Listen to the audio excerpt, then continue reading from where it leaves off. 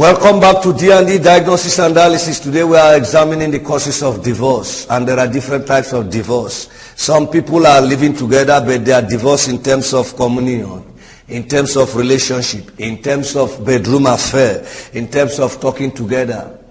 But the most worst part of divorce is when you're completely separated, you are irreconcilable, and you hate yourself now. People begin to wonder, are these not husband and wife? They have these children together. What happened? What has come before? It's basically because sometimes they lack understanding. So number two is understanding. When you don't understand your spouse, you take things for granted, and you don't know, you keep communicating, keep relating so that you can begin to understand. If there are different reactions, if people are changing behaviorally or attitudinally, it's your responsibility to sit down and examine.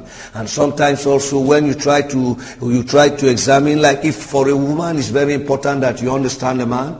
If a man is economically distressed, it's better you understand him. Maybe you talk to him the way you used to talk when there is money. He begins to get reactive because, again, when a lot of people, when they don't have money, it begins to affect them socially and psychologically. Men always feel that money is part of what gives them the braggadocio and the machoism of manliness. So if you're a woman, you must also begin to understand. And again, when a man is undergoing some stress or some problem, maybe in his business or in something, and then he comes back home, he's no longer feeling as lovely and as amiable as he is. Sometimes give him a time, give him some space. Men always like to think inward. Men are not like women. Women always express themselves. Sometimes a man wants to think, a man wants to solve his problem. So when you are, every time you are very excited and you come and the man is thinking inward, don't feel that the man hates you. Don't go accusing the man. He may have a problem that he's still trying to resolve. That's why the way a man think is different from the way women think. Yeah, this is also part of the reason that affects men dying earlier, because a woman can adapt and adjust, but for a man, men are deep and silent and inward thinkers, but women express themselves outwardly easily. That's why I said both for a man and for a woman, understanding is very key, and the application of wisdom, because wisdom is predicated upon knowledge. It's what you know. That's how you used to solve problems. That's why we said please try to be a person of good understanding. Understand moods, understand moment, understand body language and different reaction. Particularly, read your spouse or your wife as a book. Make sure you understand her movements, her moods as the palm of your hand. By so doing, you can therefore adjust and you can accommodate. The next again is that there is a lot of hypocrisy. A lot of people are not open. No sincerity in respect of telling one another.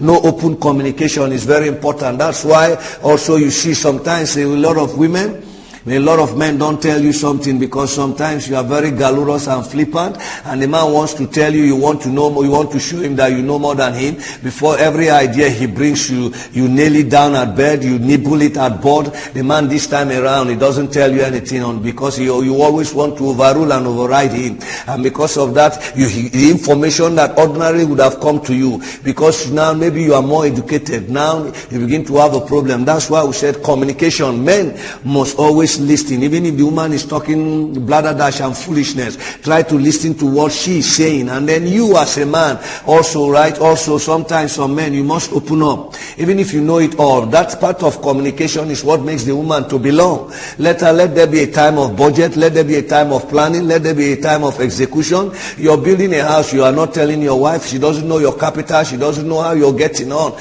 And that's why suddenly if anything happens to you, the woman is at loss. So communication is very important. Openness is very important, because if your wife knows that all you have is 500,000, she wouldn't bother you with a lot of things. But if some of you don't tell the truth because you are feeling that why your wife is loyal or submissive to you is because of money, and in the absence of the money she may be wayward, it's because you did not prioritize God and you did not lay the good foundation of godliness, of order and righteousness. But if you enthrone God and prioritize God, God begins to affect your affection and God becomes the standard. But whether you are there or not, no suspicion. Next again, causes of divorce, lack of intimacy. Some of you are still marrying a modern woman the way your father married. She has to put water for you to bath. She has to bring food for you to eat. Sometimes you don't even contribute. Sometimes you condemn the food, but you're bringing a very little or no amount of money for the food, and yet you no sense of appreciation, no commendation. It begins to become a problem. Some women also, because maybe your husband is not living to expectation financially, and because of this you disdain, you disrespect the man, and the man begins to feel you don't honor her any longer, honor him any longer, because before now you used to respect him when the money was there, things were flowing, but now there is a little shaking and a little change, and every time you're grieving and complaining, and also sexually now you are in denial, and the man is feeling very terrible. Suddenly you put the man into drinking, you put him not coming back to his house again. Every time he comes, you roll up a long list, and you know that things are difficult, he's not meeting up that. The man gets distressed emotionally. Sometimes you are always sighing, you don't have shoe, you don't have bag, this and this. What kind of man is this? He can't provide for his family, and the man, you are killing the man emotionally, and very soon he may turn out to begin to hate you. So please, let there be sufficient intimacy. It works. When a woman knows that, and you sit down and also carry her along and tell her, well, that you know whatever you have belongs to her, this house you're building, she will understand that this house belongs to her because you may live before her, and you begin to take her along, and then let there be an adjustment. Gradually she will notice that, yes, and if she knows that you are not playing out, and if she knows that you are goodly and godly, and if she knows that you are managing and everything is worth for her interest and for that of the family, she automatically begins to honor you and the children, and they begin to adapt and adjust with you. Why do you eat and spend out much outside, and when you come back home you're drunk and you said there is no food? Even if it's friends that are giving you that drink, no, don't use that drink.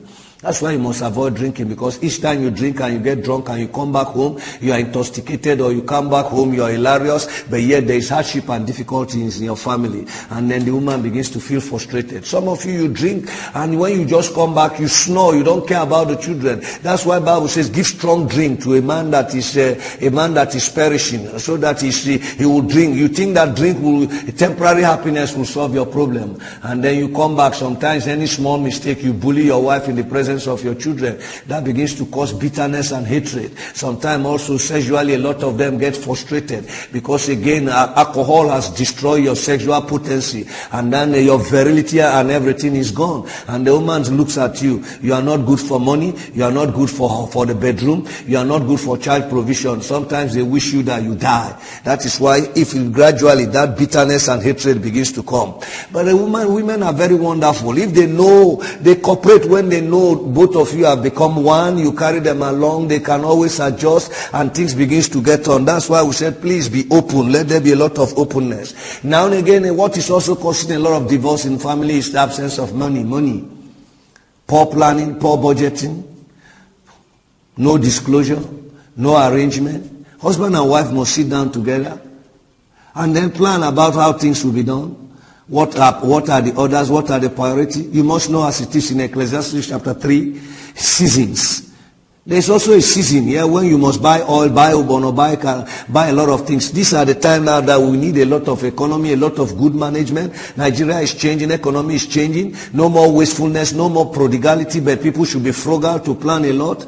And when you begin to do that, you begin to arrange your life very well. Women have a way, they have a strong shock absorber. In the absence of money, they will leave. But for you, without that, it can affect you, and you have BP and you die before your time. And when you die, the woman gets even rosy and begin to flourish as a widow, and all that you have, she begins to manage, and the children will adjust, but you are gone. That's why you must also use wisdom. It's the principal thing. Get wisdom and get understanding. And you notice that marriage is good. And then when you place God first, everything gets right, because fair love walks through faith. So come on, get back into your family and overlook some mistake. Now come back again in dialysis. Remember, in dialysis again, we'll continue about the causes, so that by the next program we'll talk about way to make a bitter marriage to be sweet.